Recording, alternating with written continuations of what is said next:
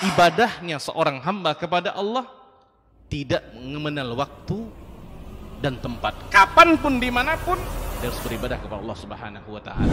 Harga diri seorang mukmin itu di sisi Allah lebih besar daripada kehormatan Ka'bah sendiri. Nah, nikmat seorang mukmin lebih besar daripada itu. Man amila li akhiratihi kafahullahu amra dunia. Barang siapa yang beramal untuk akhiratnya, Allah akan cukupkan baginya urusan dunianya. Berjuang dengan harta untuk membela agama Allah Subhanahu wa Ta'ala, hendaklah menjadi penopang terhadap dakwah ini, bukan sebaliknya yang menghalangi dakwah ini, tapi jadilah keluarga muslim. Assalamualaikum warahmatullahi wabarakatuh.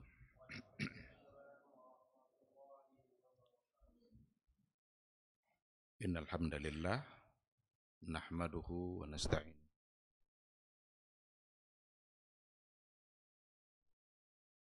ati a'malina may yahdihillahu fala mudhillalah wa may yudlilhu falan tajida lahu waliyyan mursyida. Asyhadu an la ilaha illallah wahdahu la syarikalah wa asyhadu anna Muhammadan abduhu wa rasuluh la nabiyya wa la rasula ba'da.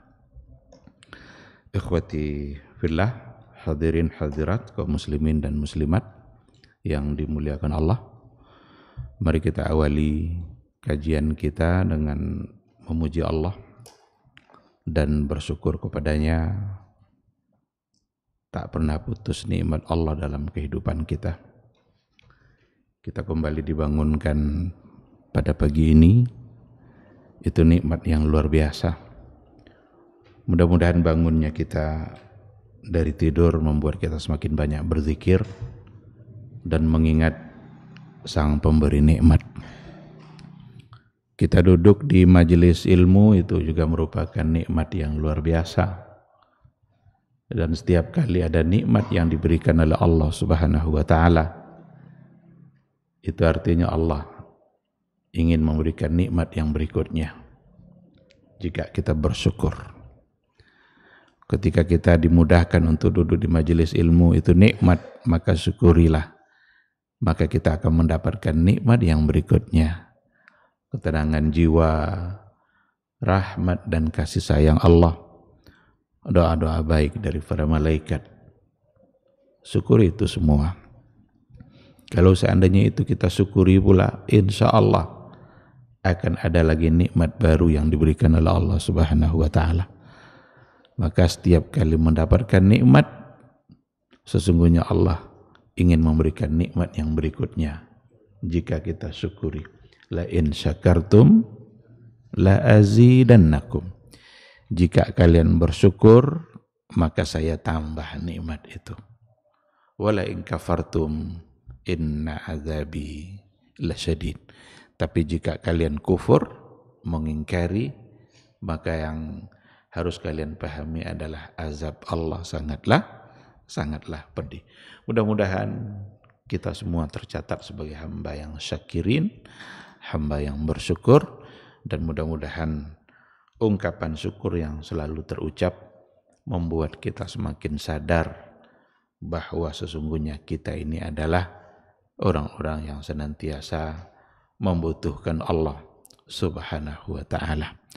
Tak bisa hidup tanpa Allah, tak bisa berbuat apapun, sekecil apapun perbuatan itu, kalau seandainya Allah tidak memudahkan, Allah tidak mengizinkannya.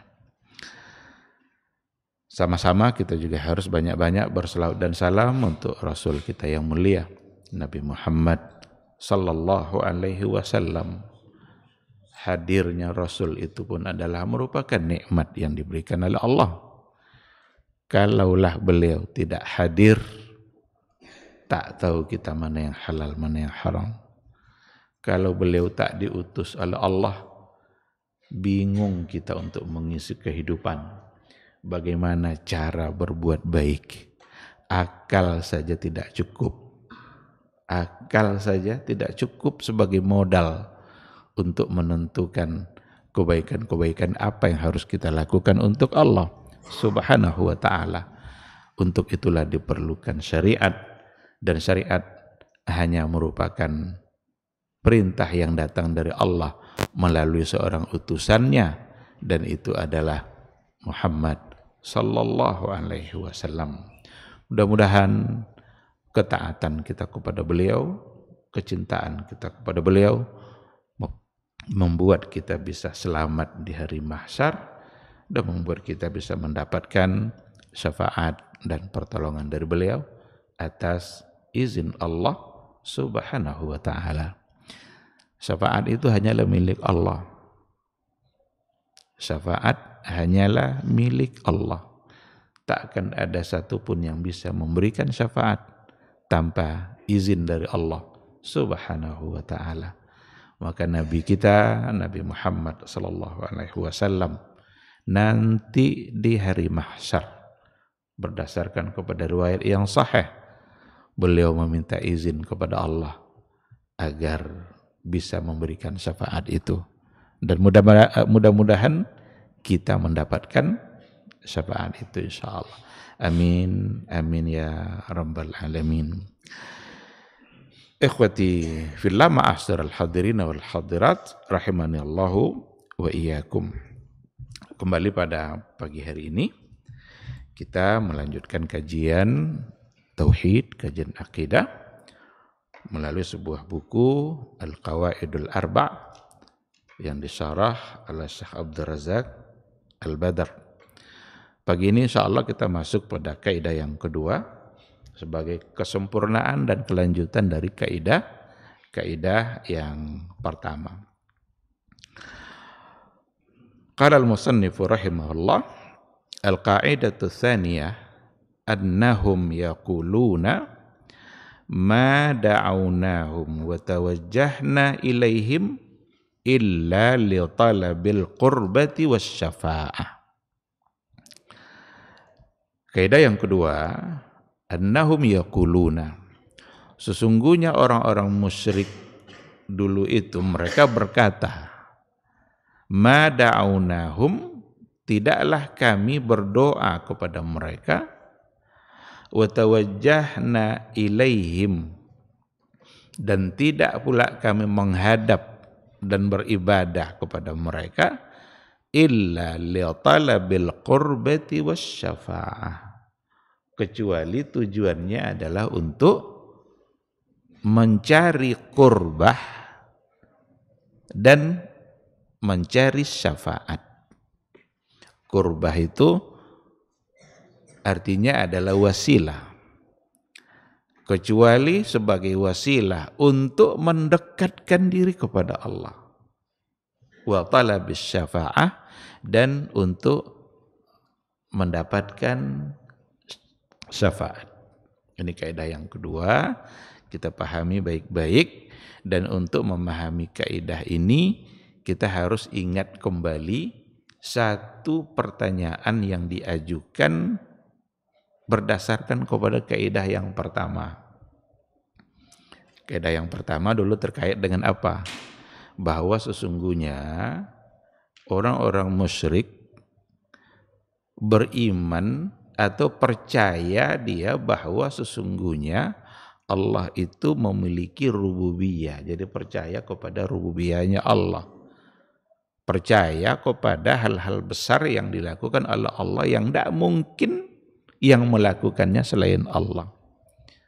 Apa contohnya? Ini kita ingatkan kembali biar nyambung kita dengan kaidah yang kedua.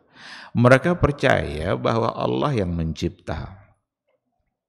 Mereka percaya bahwa Allah yang memberikan rezeki.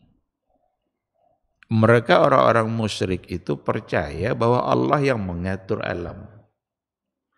Mereka percaya bahwa Allah yang menghidupkan dan Allah yang mematikan. Itu semua adalah bentuk dari rububiyah. Lalu pertanyaannya adalah, kalau memang mereka percaya Allah pemberi rezeki, Allah yang menciptakan, Allah yang mengatur alam, Allah yang memberikan segala-galanya, menghidupkan dan yang mematikan, Lalu untuk apa mereka menyembah patung? Untuk apa mereka pergi beriktikaf di depan patungnya? Untuk apa mereka menyumbangkan hewan disembelih untuk patungnya? Apakah mereka yakin patung itu menghidupkan? Tidak. Apakah mereka yakin bahwa patung itu yang akan memberikan rezeki? Jawabannya tidak. Apakah mereka yakin bahwa patung-patungnya itu yang mengatur alam? Semuanya jawabannya tidak. Lalu pertanyaannya, untuk apa mereka menyembah patungnya?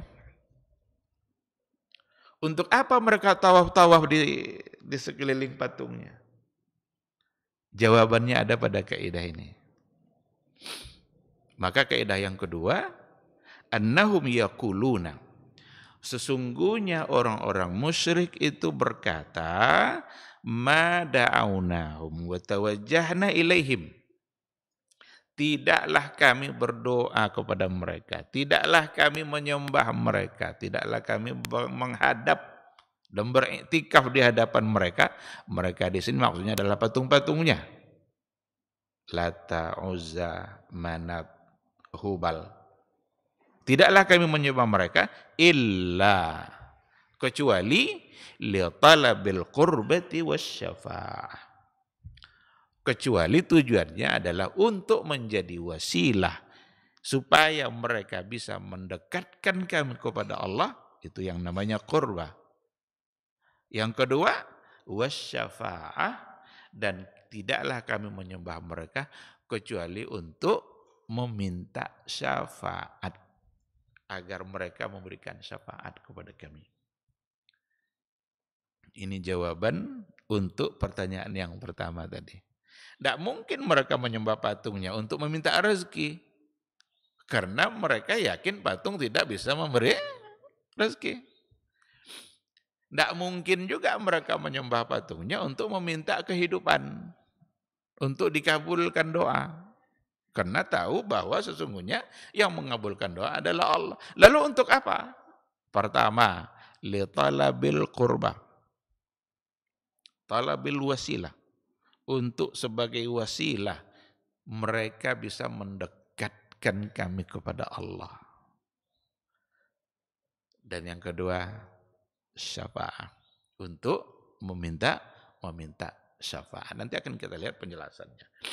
Dari mana kaidah ini diambil oleh musannif?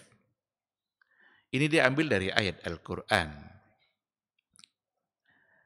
Fadalilul qurbah qauluhu ta'ala. Adapun dalil bahwa mereka menyembah itu untuk mendekatkan diri kepada Allah, atau untuk sebagai wasilah bisa mendekatkan diri kepada Allah, dalilnya apa? Qauluhu ta'ala, firman Allah subhanahu wa ta'ala, wallazina ittakhadhu min dunihi awliya ma na'buduhum illa liyuqarribuna ilallahi zulfa. Orang-orang yang mengambil wali selain Allah, orang-orang menjadikan selain Allah sebagai walinya, ini maksudnya adalah orang-orang musyrik yang menyembah selain Allah. Mana abuduhum, mereka berkata kami tidak menyembah mereka, kami tidaklah menyembah patung-patung itu, illa, kecuali liyuqarribuna ilallahi zulfa, supaya mereka, patung-patung itu, mereka mendekatkan diri kami kepada Allah subhanahu wa ta'ala. Karena kalau kita tengok sejarah patung-patung itu kebanyakan dari patung-patung yang dibuat mulai dari sejarah pembuatan patung pertama, yaitu pada masa Nabi Nuh. Karena itu awal dari kesyirikan. Sebelumnya tidak pernah ada kesyirikan. Awal kesyirikan itu ada pada masa Nabi Nuh. Pada masa Nabi sebelumnya, Adam, Idris, itu tidak ada kesyirikan. Ada kemaksiatan, tapi tidak dalam bentuk syirik. Nah, kalau kita tengok sejarah pembuatan patung itu rata-rata patung itu adalah merupakan gambaran dari orang-orang saleh. Orang-orang saleh yang hidup pada masa sebelumnya.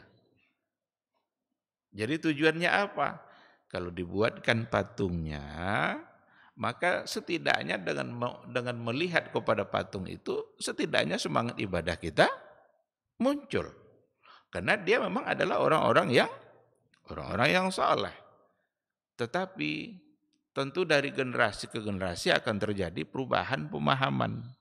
Yang pertama buat mungkin masih meyakini bahwa itu hanya sekedar untuk mendatangkan semangat ibadah. Tapi generasi yang berikutnya ternyata mereka sudah mulai salah dalam memahami. Tidak lagi menjadikan itu sebagai cara untuk menimbulkan semangat, tapi justru patung itu yang disembah. Oleh karena itu Lata itu juga merupakan gambaran dari hal yang sama dan apa yang terjadi pada umat-umat yang sebelumnya. Jadi dibuatkan patungnya. Walaupun ada di antaranya seperti Uzza, nanti ada pada kaidah yang ketiga, itu dikatakan Uzza itu syajarah minal asjar, itu pohon besar yang disembah oleh satu kaum. Karena ketika mereka menyembah pohon itu, selalu saja ada suara yang muncul, yang ternyata itu adalah gangguan-gangguan atau godaan-godaan dari syaitan yang memang sengaja untuk menyesatkan umat manusia. Kadang-kadang kalau meminta dia jawab itu, maka mereka menyembah pohon itu. Itu seperti yang dikatakan oleh para ulama pada kaidah yang sebelumnya. Nah, jadi mana abuduhum illa, tidaklah kami menyembah mereka kecuali liyuqarribuna ilallahi zulfa, supaya mereka bisa mendekatkan diri kami kepada Allah.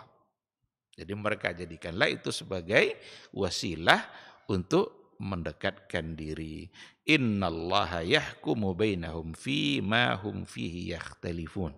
Sesungguhnya Allah yahkumu bainahum, menghakimi, menjadi hakim, menjadi penentu di tengah-tengah mereka, fima hum fihi yakhtalifun, pada apa-apa yang mereka perselisihkan. Oleh karena itu Allah lah sebagai hakim dalam setiap perselisihan yang terjadi. Innallaha la yahdi man huwa kadzibun kafar. Sesungguhnya Allah tidaklah memberikan petunjuk kepada orang-orang, kepada dia yang kadzibun kafar, yang pembohong dan lagi kafar, ingkar, kafir, menolak apa yang ditetapkan oleh Allah Subhanahu wa taala. Orang-orang yang mendustai ayat Allah, orang-orang yang menolak apa yang ditetapkan oleh Allah, la yahdi, Allah tidak memberikan petunjuk baginya. Maka kalau seandainya kita ingin mendapatkan petunjuk dari Allah, janganlah menjadi orang yang menolak apa yang ditetapkan oleh Allah, dan jangan pula mengingkari apa yang telah ditetapkan oleh Allah Subhanahu wa taala. Ini ayat yang pertama sebagai dalil dari al-qurbah, untuk memastikan bahwa orang-orang jahiliyah dulu ketika mereka menyembah patung, tujuannya yang pertama adalah al-qurbah, sebagai wasilah yang dapat mendekatkan diri mereka kepada Allah. Wa dalilus syafa'ah, sedangkan dalil yang menyatakan bahwa sesungguhnya mereka menyembah untuk mendapatkan syafaat, itu juga diambil dari sebuah ayat. Kalau yang tadi Az-Zumar ayat 3, kalau yang dalilus syafa'ah itu surat Yunus ayat 18. Apa kata Allah tentang mereka? Wa ya'buduna min dunillah ma la yadurruhum wa la yanfa'uhum. Mereka, orang-orang jahiliyah, ya'buduna min dunillah, mereka menyembah selain Allah, ma la yadurruhum wa la yanfa'uhum, sesuatu yang tidak dapat memberikan mudarat kepada mereka dan sesuatu yang juga tidak dapat memberikan manfaat kepada mereka. Jadi orang jahiliyah dulu mereka menyembah selain Allah, di mana yang disembahnya itu la yadurruhum wa la yanfa'uhum, tidak bisa memberikan mudarat, wa la yanfa'uhum, dan juga tidak bisa memberi manfaat. Tapi mereka tetap menyembah. Disitulah mereka tidak menggunakan akal mereka secara sehat. Mereka tahu itu tidak bisa memberikan manfaat. Tahu juga tidak bisa memberikan mudarat. Lalu kenapa mereka sembah? Kan cerita-cerita lucu mereka sebagai penyembah patung itu kan macam-macam. Mulai dari kisah-kisah awal Nabi dulu, Nabi Ibrahim. Ketika patung-patung itu dirobohkan oleh Nabi Ibrahim. Lalu diletakkanlah kampak yang paling besar itu pada patung yang paling besar juga. Saat dia dihakimi, anta fa'alta hadza bi ahlihatina ya Ibrahim. Engkaukah yang melakukan semua ini terhadap Tuhan kami wahai Ibrahim? Ibrahim bilang, enggak Tuhan. Yang besar Tuhan katanya. Coba tanya dia. Dan akhirnya mereka mengatakan, bagaimana mungkin kami menanya dia tidak bisa berbicara, dia tidak bisa mendengar, tidak bermanfaat, tidak memberikan mudarat. Dan akhirnya Nabi Ibrahim bilang, kalau begitu kenapa disembah? Jadi sejarah penyembah-penyembah patung itu memang lucu-lucu. Mereka sangat paham, la yadurru wa la yanfa'. Kayak kisah terakhir Amr ibn Jamuh yang kita sampaikan pada pertemuan yang terakhir. Ketika Tuhannya sering hilang di malam hari. Dia ambil oleh anak-anak kabilahnya. Diletakkan di sampah, di kotoran-kotoran. Udah 3 kali hilang. Malam yang keempatnya dikasihnya Tuhannya itu pedang. Hei Tuhanku, ini pedang saya letakkan di pundakmu, tolong bela diri kamu sendiri. Biar tidak dicuri lagi. Ternyata malam itu Tuhannya tetap dicuri juga. Dan tetap diletakkan pada sampah-sampah yang sebagaimana biasanya. Dan ternyata itulah yang membuat dia menjadi taubat. Oh, kalau begitu benar-benar patung ini tidak bisa berbuat apa-apa. Jangankan untuk berbuat baik kepada kita, membela dirinya saja dia tidak bisa. Sama pedang-pedangnya pun hilang. Akhirnya dia bertaubat dan menjadi seorang muslim. Maka ternyata Quran juga menceritakan mereka menyembah selain Allah ma la yadurruhum wa la yanfa'uhum. Wa yaquluna haula'i syufa'auna indallah.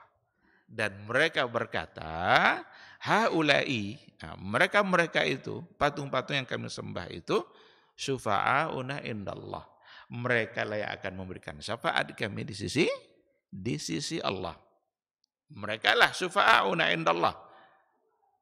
Berarti dari ayat ini dapat kita pahami bahwa mereka yang menyembah patung, tujuannya adalah supaya patung itu dapat memberikan syafaat bagi mereka di sisi Allah Subhanahu wa ta'ala. Qul atunabbi'unallaha bima la ya'lamu fis samawati wala fil ard.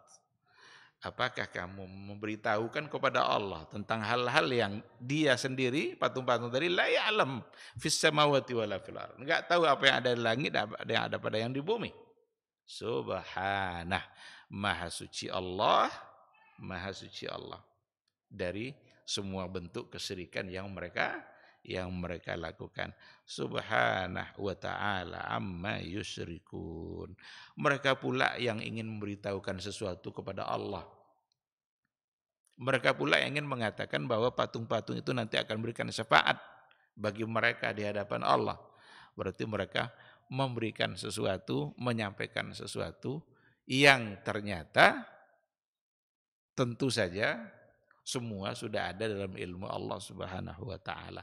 Maka dalam kaidah ini nanti diberikan juga penjelasan tentang hakikat dari sebuah syafaat itu apa. Syafaat yang dijanjikan itu seperti apa. Ada syafaat yang dibolehkan atau ada syafaat yang memang ditetapkan oleh Al-Quran untuk kita dapatkan. Dan ada yang syafaat yang manfiyah, yang Allah sendiri menafikan karena tidak ada syafaat kecuali atas izin Allah dan tidak akan ada yang memberikan syafaat. Syafaat itu kecuali memang benar-benar orang-orang yang mendapatkan syafaat adalah orang-orang yang dimuliakan dan diridhai oleh Allah Subhanahu wa ta'ala. Ikhwati fillah, ma'asyiral hadirin wal hadirat, rahimani Allahu wa iyyakum. Seperti yang kita katakan di awal tadi bahwa sesungguhnya kaidah ini merupakan jawaban dari sebuah pertanyaan yang muncul di akhir kaidah pertama yang sudah kita bahas. Inilah jawabannya. Pertanyaannya saya ulang kembali. Kalau memang mereka yakin bahwa patung itu tidak bisa menghidupkan, tidak bisa mematikan, tidak bisa memberi rezeki, tidak bisa mengatur, tidak menghidupkan, lalu untuk apa mereka menyembahnya? Berarti untuk dua hal. Mereka menyembah untuk dua hal. Mereka tawaf karena berbagai macam cara pengibadahan yang mereka lakukan. Ada yang tawaf, ada yang menyumbangkan hewan disembelih. Disembelihnya hewan di samping patung-patungnya itu, lalu kemudian dilumuri darahnya itu ke kaki-kaki patungnya itu. Tujuannya untuk sesembahannya. Padahal mereka yakin sekali bahwa patung tidak bisa berbuat apa-apa. Bahkan la yadurru wa la yanfa. Tapi kenapa mereka sembah? Untuk dua hal. Pertama, lil qurbah. Untuk menjadi wasilah. Yang kedua, li talabis syafa'ah. Untuk berharap mendapatkan syafaat. Dan dalilnya sangat jelas sekali apa yang dikatakan oleh Allah Subhanahu wa taala bahwa sesungguhnya tujuan pertama adalah al-qurbah. Mari kita lihat satu persatu. Yang pertama adalah al-qurbah. Wa ma'na al-qurbah, arti dari al-qurbah itu adalah litakuna wasilatan wa wasitatan lana indallah. Itu arti qurbah. Litakuna, supaya sesembahan tadi, patung-patung tadi, wasilatan wa wasitah, adalah sebagai wasilah, sebagai perantara lana, bagi kami di sisi Allah. Natawassatu biha ilallah. Kami jadikan ia cara untuk menyampaikan dan menyegerakan kami sampai kepada Allah. Natlubu minha hiya an tuqarribana ilallah. Kami minta kepada patung-patung itu agar ia mendekatkan kami kepada Allah Subhanahu wa taala. Inilah yang disebut dengan tawassul. Dan tawassul di sini adalah tawassul yang mamnu'. Tawassul yang terlarang. Tawassul itu kan mencari wasilah untuk bisa mendekatkan diri kepada Allah. Dan apa yang mereka lakukan orang-orang jahiliyah itu merupakan tawassul yang salah. Karena mereka melakukan tawassul kepada hal-hal yang tidak bisa mendekatkan diri mereka kepada Allah. Patung tidak mendengar. Dipanggil dia tidak menjawab. Diminta dia tidak bisa memberi. Tidak ada manfaat yang bisa dia berikan. Bahkan tidak bisa memberikan mudarat. Lalu kenapa harus itu dijadikan wasilah? Hanya karena dia adalah merupakan patung dari orang-orang yang saleh. Maka itu merupakan perbuatan yang salah. Karena itu dalam kajian akidah, salah satu dari bab yang ada pada kajian akidah, itu persoalan bertawassul. Bagaimana kita bertawassul kepada Allah Subhanahu wa taala atau menjadikan wasilah menuju Allah. Jadi ini yang terlarang. Pertanyaannya, apakah ada tawassul yang dibolehkan? Karena kalau dikatakan ini dilarang, berarti ada yang dibolehkan. Dan para ulama salaf telah memberikan penjelasan yang cukup luas dalam persoalan ini. Karena tawassul ada yang boleh dan ada yang terlarang. Kalau boleh, tidak masalah kita lakukan. Melakukan sesuatu membuat kita semakin cepat dekat dengan Allah atau membuat doa kita semakin didengar oleh Allah. Itu bisa. Ada yang dibolehkan. Apa contoh yang dibolehkan? Saya kira ini bahasan juga sudah sering kita bahas, tapi ini karena masalah akidah nggak apa-apa kalau kita ulang-ulang. Ada yang dibolehkan. Apa contohnya? Bertawassul dalam doa kita dengan menyebut nama-nama dan sifat-sifat Allah. Itu tawassul yang masyru'. Tawassul yang dibolehkan. Sebelum kita sampaikan doa kita puji-puji Allah dengan menyebut nama dan sifat-sifatnya. Nabi pun melakukan itu. Ketika sahabat bertanya, Nabi juga mengajarkan itu. Apa contohnya? Aisyah Ummul Mukminin radhiyallahu anha bertanya kepada Rasul, apa kata Aisyah? Ya Rasulullah, andaikan malam ini malam Lailatul Qadar. Andaikan malam ini malam Lailatul Qadar, apa doa yang paling tepat untuk saya ucapkan? Apa jawaban Nabi? Katakan wahai Aisyah, Allahumma innaka afuun tuhibbul afwa fa'fu anni. Katakan wahai Aisyah, ya Allah, innaka afuun. Sesungguhnya engkau maha pemaaf. Ini nama Allah. Tuhibbul afwa. Engkau suka memberi maaf. Itu sifat. Setelah itu baru doa. Fa'fu anni. Maka maafkanlah saya ya Allah. Ini satu contoh. Ini namanya tawassul dengan nama dan sifat Allah. Nabi mengajarkan Aisyah. Innaka afuun, nama. Karena salah satu dari nama Allah Al-Afu. Tuhibbul afwa, itu sifat Allah yang mulia, suka memberikan maaf. Setelah disebut nama dan sifatnya, barulah disebutkan apa yang ingin kita minta. Fa'fu anni, maka maafkanlah saya ya Allah. Ternyata itulah ungkapan yang terbaik kalau seandainya kebetulan malam itu adalah malam Lailatul Qadar. Memuji Allah, sebut nama dan sifat-sifatnya yang mulia, lalu sampaikan permintaan kita. Oleh karena itu, salah satu dari bertawassul yang masyru', yang dibolehkan adalah ketika kita memulai doa kita dan memuji-muji Allah dengan menyebut nama dan sifat-sifatnya yang mulia. Inilah makna walillahil asmaul husna fad'uuhu biha.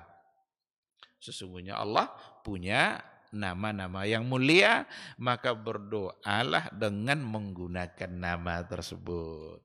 Berdoa dengan menggunakan nama maksudnya adalah bertawassul dengan menyebut nama-nama dan sifat Allah yang mulia. Ketika kita ingin minta rezeki, ya Razzaq. Ketika kita ingin disayangi, ya Rahman, wahai yang maha penyayang. Ketika taubat kita ingin diterima oleh Allah, ya Tawwab, wahai yang maha penerima taubat. Apalagi yang ingin kita minta? Itulah sebabnya Allah Subhanahu wa taala memiliki nama-nama yang mulia. Semua sifat-sifat baik itu dimiliki oleh Allah dan itu yang layak bagi Dia. Jangan bayangkan sifat itu sama dengan kita. Karena kita penyayang juga, Allah penyayang juga, tapi kesamaannya hanya pada lafaznya saja. Manusia ada yang pemaaf enggak? Ada, Allah kan pemaaf juga, tapi apakah sama? Enggak, itu hanya kesamaan pada lafaznya saja. Banyak sekali sifat-sifat yang dimiliki oleh Allah dan nama-nama baik yang Dia miliki, semua itu pantas untuk kita jadikan tawassul dalam doa. Itu satu di antara tawassul yang dibolehkan. Atau kita bertawassul dan menyebut kebaikan kita. Menyebut kebaikan di hadapan Allah boleh. Yang tidak boleh itu menyebut kebaikan kita kepada orang. Menyampaikan kebaikan kepada orang itu yang bisa merusak niat kita. Tapi kalau kita sampaikan kepada Allah, tidak apa-apa. Dan ada riwayat memang. Biasanya dalam persoalan ini yang sering dijadikan hadis, yang sering dijadikan alasan pada tawassul dengan amal soleh itu kisah 3 orang yang terkurung dalam gua itu. Mereka terkurung di dalamnya, ditutup oleh batu pintu guanya, masing-masing berdoa kepada Allah dengan mengingat kebaikannya. Setelah disebut kebaikannya, ya Allah, jika memang itu adalah baik dalam pandangan-Mu ya Allah, maka keluarkan kami dari gua ini. Bergeserlah batu. Tapi orang pertama bergesernya masih sedikit. Yang kedua bergesernya juga masih sedikit. Sampai pada orang ketiga barulah bergeser sehingga pintu gua terbuka dan mereka bisa keluar. Allah kabulkan doa mereka dan mereka menyebut kebaikan-kebaikannya sebelum berdoa. Itu namanya tawasul dengan menyebut amal saleh. Logika ini sangat mudah kita bisa lihat. Kenapa doa-doa yang mustajab itu kebanyakan ada di akhir kebaikan yang kita lakukan. Contoh, doa mustajab saat kita mau berbuka puasa. Kenapa? Karena kita sudah awali seharian dengan berpuasa, beramal saleh. Salah satu dari doa mustajab adalah ketika kita mengkhatamkan Al-Quran.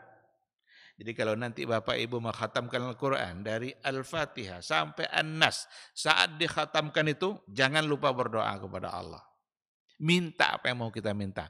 Karena salah satu dari tempat yang mustajab itu adalah waktu mustajab adalah ketika kita selesai mengkhatamkan Al-Quranul Karim. Kenapa di situ? Karena kita sudah awali dengan membaca Al-Quranul Karim. Nah, itu semua adalah gambaran dari bagaimana kebaikan-kebaikan yang kita lakukan itu sesungguhnya adalah sebuah kebaikan yang bisa membuat doa dan permohonan kita dikabulkan oleh Allah Subhanahu wa ta'ala. Sedangkan tawasul yang ketiga itu adalah meminta didoakan oleh orang-orang saleh yang masih hidup atau oleh orang-orang yang masih hidup. Itu merupakan sesuatu yang dibenarkan secara syariat. Ada kawan kita mau pergi umroh, ketemu dengan kita. Boleh enggak kita minta, akhi, kau akan pergi umroh. Di sana luar biasa sebagai sebuah kota suci, banyak tempat-tempat yang mustajab. Tolong doakan saya sampai di sana. Boleh enggak? Boleh. Nanti sampai di sana didoakannya. Allah kabulkan atau tidak, itu bukan urusan kita. Karena yang harus kita lakukan hanya apa yang menjadi kerja kita. Enggak boleh kita mencampuri kerja Allah. Dikabulkan atau tidak, itu kerja Allah. Berdoa, itu kerja kita. Jadi yang harus kita lakukan adalah kerja kita. Enggak usah kita campuri kerja Allah. Allah sudah menentukan kebaikan apa yang akan diberikan kepada siapa. Nah, seorang murid menemui syekhnya, menemui gurunya, dan dia masih hidup, dan meminta kepada syekhnya itu agar dia mendoakan dirinya. Boleh? Boleh. Kenapa boleh? Karena memang dia masih hidup dan dia masih bisa melakukan itu. Bukan meminta kepada dia. Kalau meminta kepada orangnya tidak boleh juga. Wahai Syekh, beri saya kesehatan. Wahai Syekh, beri saya ketenangan jiwa. Tidak bisa juga. Karena dia tidak bisa memberikan itu. Yang memberikan itu kan semua adalah Allah. Hanya bisa meminta agar dia mendoakan. Kalau dia mendoakan masih bisa dia lakukan. Kalau memang dia masih hidup. Kalau sudah meninggal, apakah masih bisa dia untuk melakukan permintaan tadi itu? Jawabannya tidak bisa. Kalau sudah meninggal, maka tidak boleh lagi melakukan hal yang sama. Sekarang sudah meninggal dia. Datang ke kuburannya. Dia mau umroh nih. Syekh, saya besok mau umroh. Tolong doakan, tolong restui. Tolong doakan saya supaya selamat dalam perjalanan di umroh nanti. Dia sudah dalam kubur. Masih boleh? Jawabannya tidak. Anak mau nikah. Ayahnya sudah wafat. Datang ke kuburan ayahnya. Ayah, minggu depan saya mau nikah. Tolong direstui. Restu apa yang akan didapat dari orang yang sudah meninggal? Meminta hal-hal yang seperti itu kepada yang sudah meninggal, disitulah salahnya. Oleh karena itu, nggak boleh melakukan itu kalau dia sudah tidak hidup lagi. Jangankan sudah meninggal, dia masih hidup saja, tapi dia tidak bisa dikhitab secara langsung. Tidak bisa juga. Sekarang kita di Pekanbaru, kita punya guru besar di Jakarta. Duduk kita di sini, menghadap kiblat sambil memanggil dia, wahai guruku, tolong doakan saya. Boleh? Tidak boleh. Karena dia tidak kita khitab secara langsung. Tapi kalau ambil HP telepon dia bisa? Bisa, karena sama dan bicara secara langsung. Apakah kalau kita duduk menghadap kiblat di sini, dia tahu hal yang gaib? Apakah dia akan mendengarkan ucapan kita? Kalau kita meyakini bahwa dia juga mendengarkan ucapan kita, itu sudah menjadi satu kesalahan. Jadi mengkhitab dia dengan cara yang dia tidak mampu untuk melakukan. Nah, jangankan sudah meninggal, masih hidup saja, tapi gaib dari kita. Yang gaib ini kan urusan Allah. La ya'lamul ghaiba illallah. Tidak ada yang tahu yang gaib kecuali hanya Allah. Maka orang-orang yang kalau seandainya datang kepada kuburan kiai, kuburan wali, kuburan-kuburan yang dianggap keramat, lalu melakukan hal-hal yang seperti tadi. Mungkin mereka menyembelih sesuatu di samping kuburnya. Mungkin mereka tawaf di sekeliling kuburnya. Banyak sekali kisah-kisah orang-orang sufi yang tawaf di kuburan-kuburan para wali itu. Buat apa mereka tawaf? Apakah mereka yakin wali itu akan memberikan rezeki? Apakah mereka yakin bahwa wali itu akan mengabulkan doa? Apakah mereka yakin bahwa para wali yang sudah meninggal itu yang akan nanti memberikan kehidupan dalam hidupnya, memberikan rezeki kebaikan dalam hidupnya? Jawabannya tidak. Lalu untuk apa mereka lakukan? Al-qurbah, wasilah. Sama enggak perbuatan itu dengan orang jahiliyah tadi itu? Yang ketika mereka menyembah patung, ketika mereka tawaf pada patungnya, ketika mereka sembelih kambing lalu dilumuri darah di kaki patungnya, yakinkah mereka patung itu menghidupkan, mematikan, beri rezeki? Jawabannya tidak. Lalu kenapa mereka lakukan? Al-qurbah wasyafa'ah. Al-qurbah. Disinilah kalau kita menemukan penjelasan-penjelasan para ulama dalam kajian akidah yang menyamakan mereka-mereka yang datang ke kuburan-kuburan para wali itu, disamakan dengan mereka menyembah patung, disinilah logikanya. Disinilah ketemunya. Kenapa disamakan? Dan berapa banyak mereka yang melakukan hal itu. Duduk berjam-jam di sana. Duduk berjam-jam itu namanya etikaf. Mereka dulu beretikaf juga di hadapan patungnya. Buat apa mereka duduk berjam-jam di sebuah kuburan? Kalau bukan karena ada satu hal. Ini kalau diberikan penjelasan seperti ini kadang-kadang ada pula syubhatnya.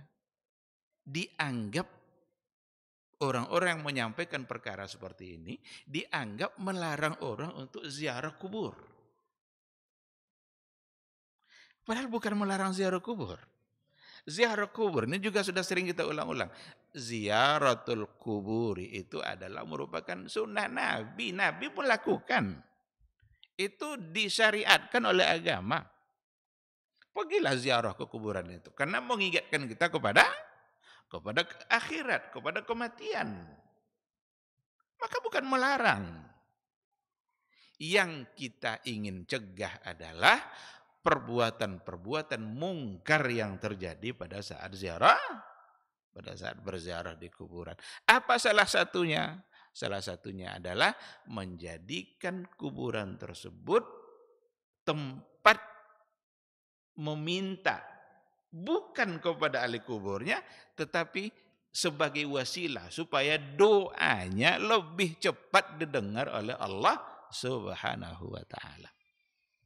Kalau langsung pula dia meminta kepada kuburan itu lebih parah pula lagi. Kalau langsung dia meminta kepada kuburan itu, wahai Syekh, Dan ada memang, ada yang viral-viral itu kan, ada video-video yang viral itu. Entah apa-apa yang dimintanya kepada saya. Belum dapat jodoh, mintanya kepada saya. Padahal kalau mau cari jodoh kan tinggal cari aja. Siapa orang-orang tua punya anak gadis, datangi dia. Bukan datangi ke kuburan. Kuburan tidak akan memberikan jawaban apapun. Nah, sekedar menjadi wasilah saja, meyakini bahwa dengan menyampaikan doa di samping dia akan lebih cepat didengar oleh Allah, itu saja sudah mengikat Allah dengan satu ketentuan yang Nabi tidak mengajarkan. Seolah-olah Allah mengabulkan itu mesti melalui Syekh Neha. Kalau tidak disebut-sebut nama dia nanti Allah tidak kabulkan. Kenapa kita batasi pengkabulan doa dari Allah dengan cara seperti tadi? Padahal Allah sendiri tidak ingin untuk seperti itu, karena itu merupakan perbuatan syirik. Allah bebas untuk menentukan siapa yang akan dia kabulkan doa, apa yang dia minta, tanpa membuat dia terikat dengan yang lain. Kadang ada sesuatu yang ironis juga memang. Ada yang bertentangan dalam sebuah keyakinan. Di satu sisi, kalau dikatakan, nah ini dalam perdebatan akidah juga ini. Di satu sisi, kalau dikatakan umpamanya begini, Ar-Rahmanu 'alal 'arsy istawa. Allah berada di atas aras. Lalu dibantah kadang dengan ayat wa iza sa'alaka 'ibadi anni fa inni qarib. Jika hambaku bertanya kepada engkau wahai Muhammad, katakan saya dekat. Dijadikan ayat ini sebagai bantahan terhadap Ar-Rahmanu 'alal 'arsy. Karena Allah bilang dia dekat. Tapi orang-orang yang menganggap yakin dia bahwa Allah itu dekat, tapi pas berdoa dia pergi ke kuburan. Ada enggak semacam pertentangan itu? Kalau memang Allah itu dekat, itu rata-rata yang berdoa kepada Allah di kuburan tadi itu, yang menjadikan kuburan wali sebagai wasilah itu rata-rata ayat ini menjadi keyakinan betul sama dia. Dan memang itu adalah ayat Al-Quran. Iza sa'alaka ibadi anni fa inni qarib. Dijadikan cara untuk memantah Ar-Rahmanu 'alal 'arsy istawa. Oh, tidak mungkin itu berada di atas aras karena dia sendiri bilang dia dekat. Sekarang, kalau memang dia dekat, kenapa harus pergi ke kuburan tuh? Kenapa tidak langsung saja? Berarti Allah jauh.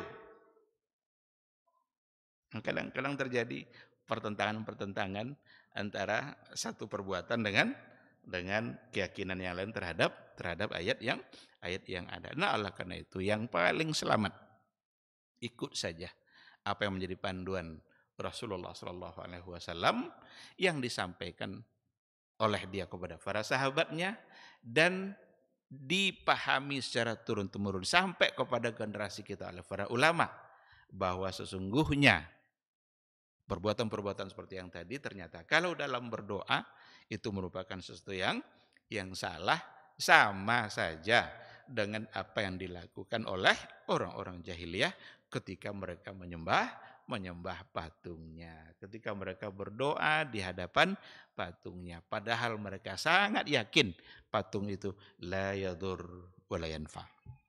Tidak ada mudaratnya, tidak ada manfaatnya, hanya untuk tujuan al-qurbah, untuk tujuan sebagai wasilah. Dianggaplah patung itu yang mendekatkan dirinya kepada Allah Subhanahu wa taala.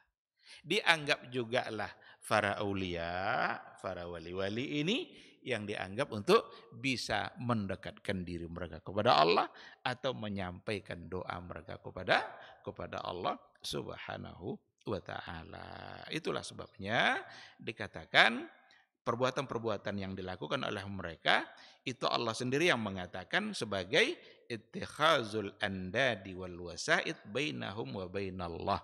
Itu cara di mana mengambil al-andad. Andad itu sekutu, dianggap ada yang sama setara dengan Allah. Wal wasaid, dan itu merupakan wasitah, perantara antara mereka dengan Allah Subhanahu wa taala, dan itu merupakan perbuatan-perbuatan yang masuk dalam kategori perbuatan syirik. Ikhwati fillah, ma'asyiral hadirin wal hadirat rahimani Allahu wa iyyakum.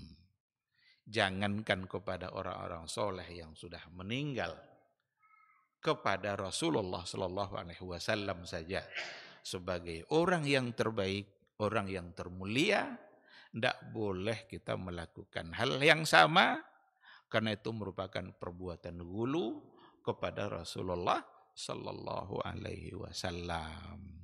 Oleh karena itulah kita tengok tidak ada di antara para sahabat dulu, setiap kali mereka mendapatkan kesulitan, mereka ingin meminta, tiba-tiba mereka berkerumun mendatangi kuburan Nabi, lalu kemudian menyampaikan hajat-hajat mereka kepada Nabi. Tak pernah ada dilakukan oleh para sahabat dulu. Yang terjadi justru kebalikannya, mereka tidak lagi mendatangi Nabi, tapi mereka mendatangi pamannya Rasul yang bernama Al-Abbas. Itulah ya dulu yang dilakukan oleh Umar. Umar sendiri yang bilang, wahai Abbas, engkau adalah paman Nabi.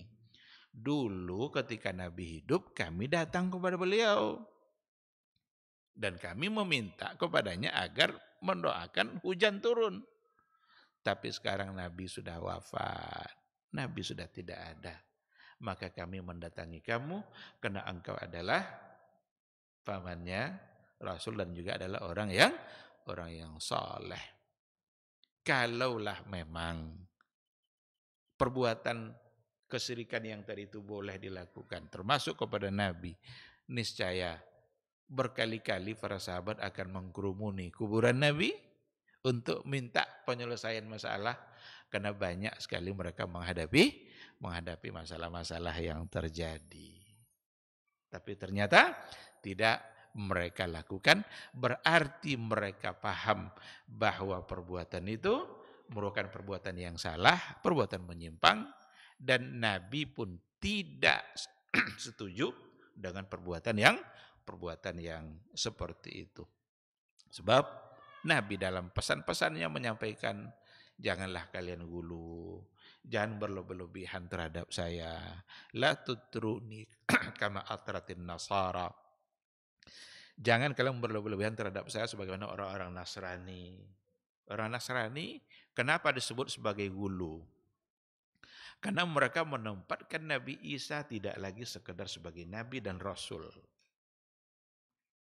Tidak lagi sebagai Nabi dan Rasul. Tapi mereka menempatkan Nabi Isa naik peringkatnya. Bahkan melebihi sebagai seorang manusia. Tapi dia adalah anak Tuhan, anak Allah. Maka waqalatin nasara Isa ibnullah. Orang-orang Nasara bilang Isa adalah anak Allah. Orang-orang Yahudi bilang Uzair adalah anak Allah. Itu semua adalah bentuk dari ghulu, bentuk dari berlebih-lebihan. Maka Nabi jauh-jauh hari sudah mengingatkan, jangan kalian seperti itu terhadap saya. Saya adalah Rasulullah dan saya adalah hamba Allah. Dia Rasul, iya. Tapi jangan tempatkan lebih dari sebagai seorang Rasul. Karena dia adalah Abdullah. Dia adalah hamba Allah. Kalau omong demikian, berarti Rasul Sallallahu Alaihi Wasallam tidak memiliki satupun unsur-unsur ketuhanan pada dirinya. Tidak bisa mengabulkan doa, tidak bisa memberikan rezeki, tidak bisa memberikan kehidupan, tidak bisa menghidupkan, tidak bisa menciptakan. Pokoknya tidak ada unsur ketuhanan. Karena itu hanyalah milik Allah Subhanahu wa ta'ala. Ikhwati fillah, ma'asal hadirin wal hadirat rahimani Allah wa iyyakum. Sekira untuk pagi ini kita cukupkan pada alasan yang pertama, al-qurbah saja, dan insyaallah pertemuan berikutnya akan kita sambung bahwa sesungguhnya mereka orang-orang kafir, orang-orang jahiliyah, saat mereka menyembah patungnya, tujuan kedua adalah litalabis syafa'ah, untuk berharap syafaat. Padahal mereka tidak bisa memberikan syafaat. Ini penting untuk kita pahami, karena orang mudah-mudah sekarang bicara syafaat. Mudah-mudah ada itu yang entah wali apa namanya itu, Habib apa namanya itu, menjanjikan syafaat. Kalian cukup cintai kami saja sebagai ahlul bait. Kami pasti berikan kalian syafaat. Enggak pun kalian taat enggak apa-apa, yang penting cintai kami.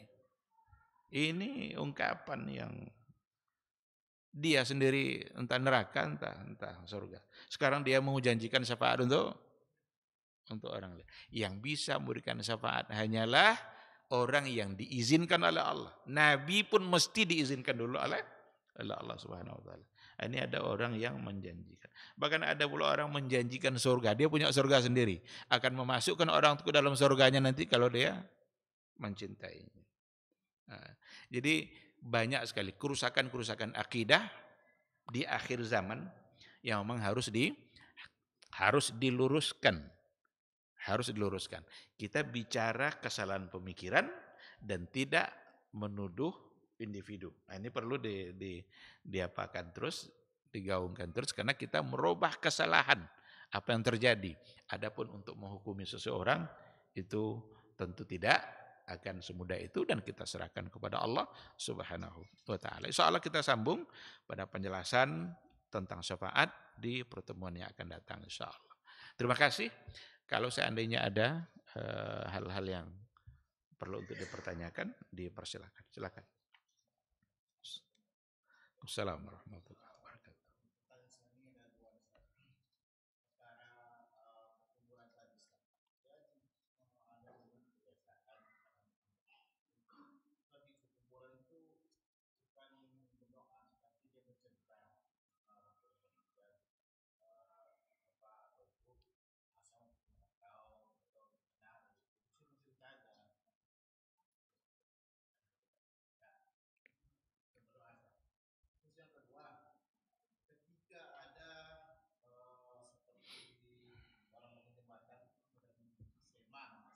Sema ya.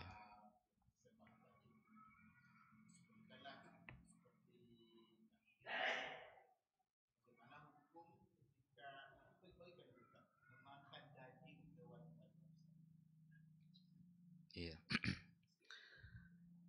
Assalamualaikum warahmatullahi wabarakatuh. Yang pertama dia tidak berdoa tapi dia bercerita saja. Dia mau merantau, dia datang kepada ayahnya, ayahku, insyaallah besok saya pergi merantau. Kira-kira untuk apa dia menceritakan itu?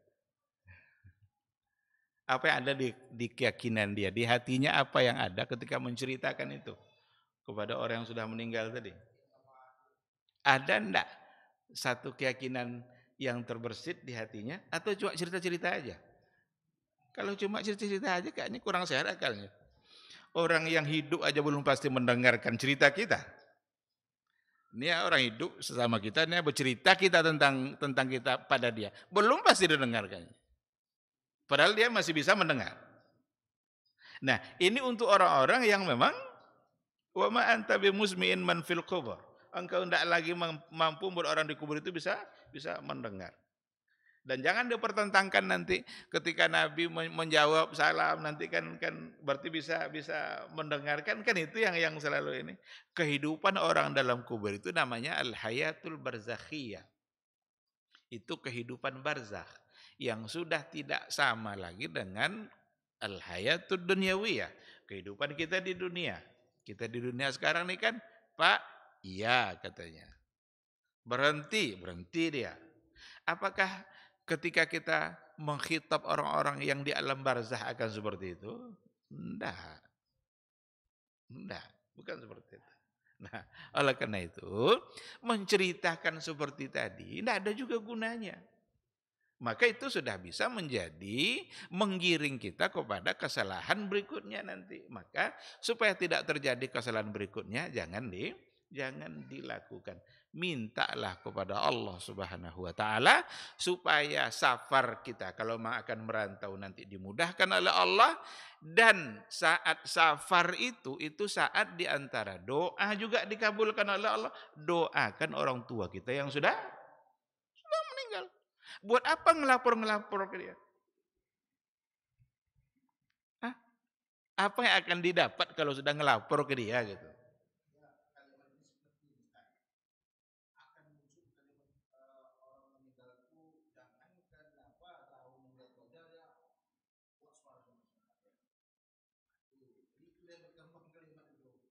Dan kita ada kalimat yang paling mengatakan Ustaz ini. Kalau Allah berkehendak apa bisa? Ungkapan kalau Allah berkehendak kenapa nggak bisa itu betul. Tapi tempatnya di mana? Sekarang ada pertanyaan gini. Ada dulu pertanyaan begini. Pak Ustadz katanya, kebetulan dia mantan pelawak jadi Ustadz. Ada yang nanya, mungkinkah Lailatul Qadar didapatkan di siang hari? Apa jawabannya? Innallaha ala kulli syai'in qadir. Mana coba? Namanya Lailatul Qadar. Mungkinkah didapat di siang hari? Jawabannya innallaha ala kulli syai'in qadir. Lalu mau diterima jawaban seperti itu? Ayatnya betul, tidak salah ayatnya. Tapi kan ada ketentuan-ketentuan agama yang mengatur kita. Jangan tempatkan nanti ayat-ayat untuk melanggar ketentuan Allah. Nah, oleh karena itu jangan lakukan hal-hal yang seperti itu. Tapi kalau mau safar, merantau, berdoalah kepada Allah. Minta agar dimudahkan. Sampai di sana urusan juga dimudahkan. Dan dalam safar, doakan orang tua kita. Karena salah satu dari doa yang mustajab ada pada saat safar seperti yang biasa kita dengar hadisnya. Kan dakwatul mazlum, doa orang yang teraniaya, kan doa orang yang safar, doa orang yang berpuasa, doakan dia. Dia membutuhkan doa kita. Bukan dia membutuhkan kita melaporkan apa yang mau kita lakukan. Tidak ada lagi urusan, sudah terputus. Kita melaporkan pun tidak ada gunanya. Jadi hanya menghabis-habiskan waktu dan itu perbuatan yang tidak pantas untuk dilakukan. Mubazir saja, menghabiskan waktu. Padahal banyak hal-hal baik yang bisa dia lakukan selain daripada yang tadi. Yang pertama. Yang kedua terkait dengan sema ya istilahnya. Kalau ada buat jembatan kadang disembeli nanti atas nama untuk dipersembahkan biar tahan, mempersembahkan sesuatu untuk hal-hal yang tidak mungkin bisa diberikan kecuali oleh Allah. Sekarang biar kita selamat dari gangguan makhluk yang di hutan, potong ayam kah, kambing kah, kerbau kah, nanti kepalanya dibuang ke sana biar dia tidak mengganggu kita. Berarti kita meminta keselamatan kepada selain Allah. Padahal yang memberikan keselamatan adalah Allah aja, namanya As-Salam. As-Salam itu memberikan keselamatan. Berarti hanya Allah yang bisa memberikan kita keselamatan. Tidak akan selamat kita dari apapun kecuali Allah menghendaki. Apa yang telah ditetapkan oleh Allah itu yang akan terjadi pada kita. Nah sekarang dibuatlah jembatan, biar tidak cepat rusak, biar tahan lama, biar selamat orang-orang lewat, maka letakkan di tiang ini kepala kerbau. Apakah keselamatan ditentukan oleh itu? Tidak. Allah yang menentukan. Dan hewan yang disembelih untuk tujuan selain Allah, maka haram untuk dimakan. Karena wa ma uhilla bihi li ghairillah. Hurrimat alaikumul maitatu waddamu walahmul khinzir wa ma uhilla bihi li ghairillah. Sesuatu yang disembelih untuk tujuan selain Allah. Untuk tujuan selain Allah apa maksudnya? Untuk tujuan yang dimurkai oleh Allah. Berarti ada tujuan yang untuk Allah? Ada. Contoh kurban, akikah, nazar. Disembelihlah untuk diakikahkan. Bismillahirrahmanirrahim, akbar. Berarti untuk Allah. Karena akikah disyariatkan oleh Allah, nabinya. Atau disembelih untuk diperjualbelikan. Disembelih untuk diperjualbelikan. Jual beli itu syariat. Agama membolehkan, agama menganjurkan. Maka wa ma uhilla bihi li ghairillah. Sesuatu yang disembelih untuk selain Allah. Berarti untuk sesuatu yang tidak disyariatkan oleh Allah. Meminta keselamatan dengan cara menyembelih itu tidak disyariatkan, bahkan itu adalah perbuatan syirik. Karena hewan disembelih tidak lagi untuk Allah. Padahal yang memberikan hewan itu hidup adalah Allah. Kalau dia minum air yang diminumnya, Allah yang menurunkan. Kalau dia makan rumput Allah yang menumbuhkan. badannya jadi besar, Allah yang membesarkan. Sekarang disembelih tidak untuk Allah, maka menjadilah ia sebagai perbuatan syirik, itu sesuatu yang dimurkai. Wallahu a'lam. Walaupun dia yang memotong itu ustaz juga, dia membaca Bismillahirrahmanirrahim, bukan Sekarang tujuannya untuk apa? Dia yang motong tuh ustaz tuh enggak lain persoalan. Bukan berarti nanti ketika yang melakukan ini lalu langsung menjadi benar. Enggak bisa ukurannya langsung seperti itu. Sekarang untuk apa? Untuk apa tujuannya? Kenapa dilakukan seperti itu?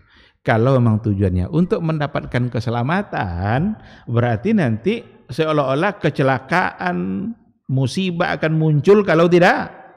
Kan itu ujung-ujungnya. Kalau dibawa kepada pemahaman kebalikan, biar selamat maka sembelih. Berarti kalau tidak disembelih, yang akan terjadi adalah musibah, kecelakaan dan lain sebagainya. Kita menyandarkan sesuatu yang hanya Allah yang tahu, tapi kita sandarkan kepada selain Allah. Seolah-olah selamat kita adalah dengan menyembelih ini. Disitulah kesalahannya, maka menjadi perbuatan yang dimurkai. Allah subhanahu wa ta'ala a'lam. Tafadhal.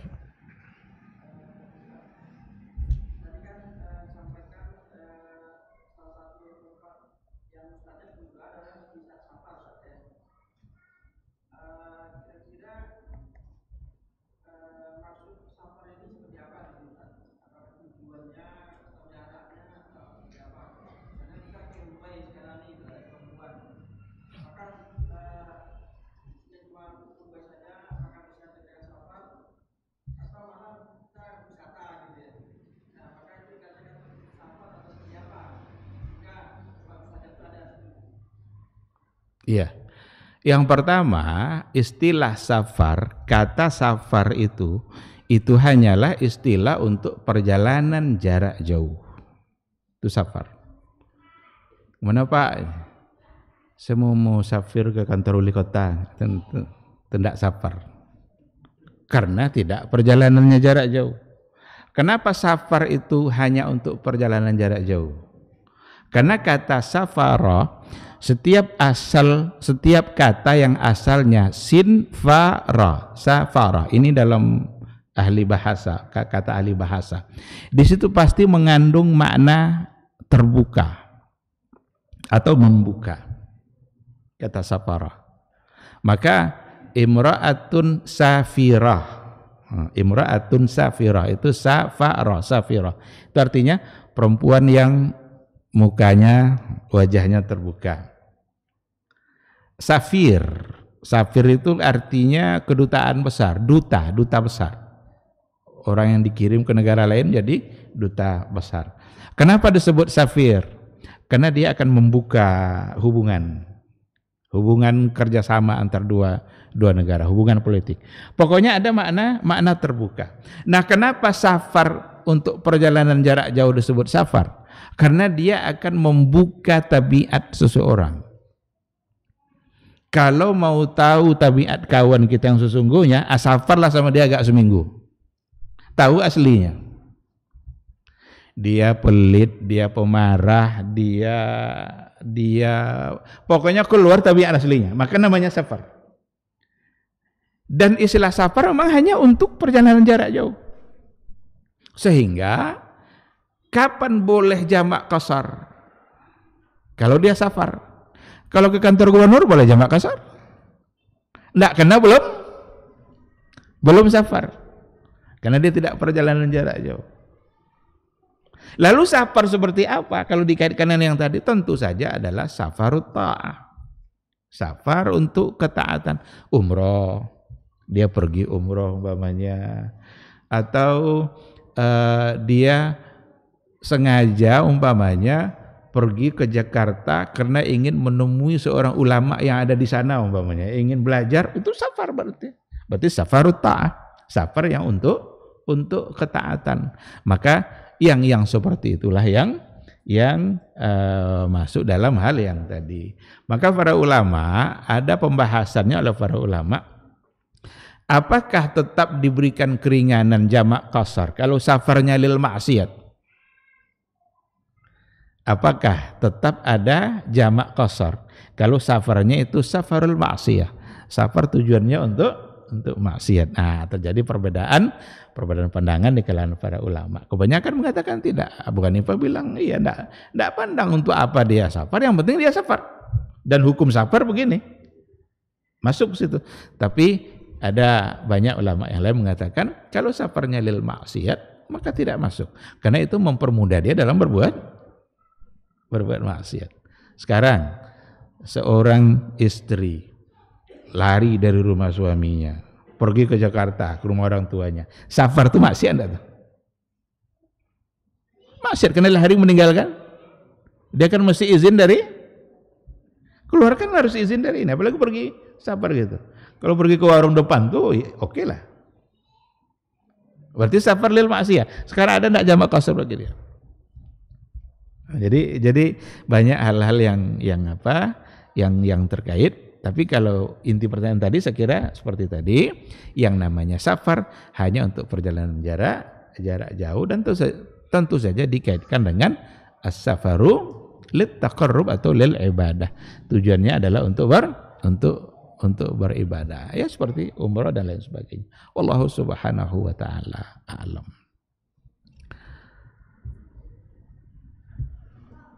Masih ada, silakan.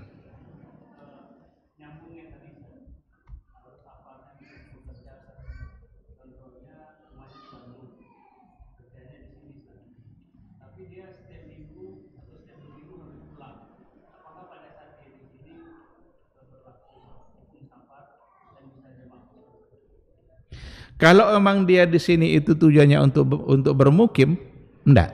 Berarti dia sudah menjadi mukim. Dalam perjalanannya dia ambil rukhsah. Selama dalam perjalanannya, maka dia jamak, boleh dia qasar. Seandainya dalam bulan Ramadan sulit untuk berpuasa, boleh dia berbuka. Tapi sampai di sini, ternyata sampai sini baru 15 Ramadan. Jangan dihukumkan dia sebagai safar. Karena memang dia di sini tujuannya adalah untuk menetap, apalagi untuk bekerja. Kalau sudah tujuannya untuk bekerja, berarti dia adalah menetap, maka tidak lagi dihukumkan sebagai safar. Tapi dalam perjalanannya, selama perjalanannya dari satu tempat ke tempat yang lain, berarti dia bisa mengambil hukum rukhsah yang memang diatur oleh agama. Wallahu subhanahu wa ta'ala a'lam. Baik, ikhwati fillah, ma'asyiral hadirin wal hadirat rahimani Allah wa iyyakum. Saya kira sampai di sini kajian kita. Mudah-mudahan apa yang kita bicarakan pada pagi ini dapat kita pahami dan bisa mengokohkan kembali ketauhidan kita. Semoga kita terjauhkan dari perbuatan-perbuatan syirik yang sangat dimurkai oleh Allah Subhanahu wa taala.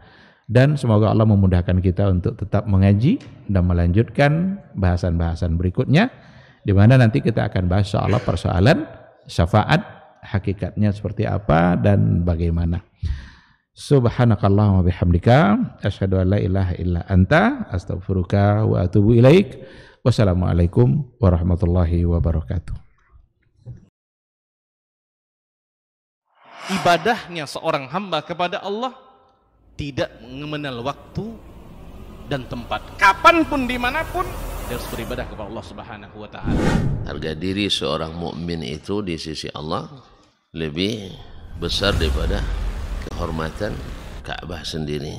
Nah, nikmat seorang mukmin lebih besar daripada itu. Man amila li akhiratihi kafahullahu amra dunia.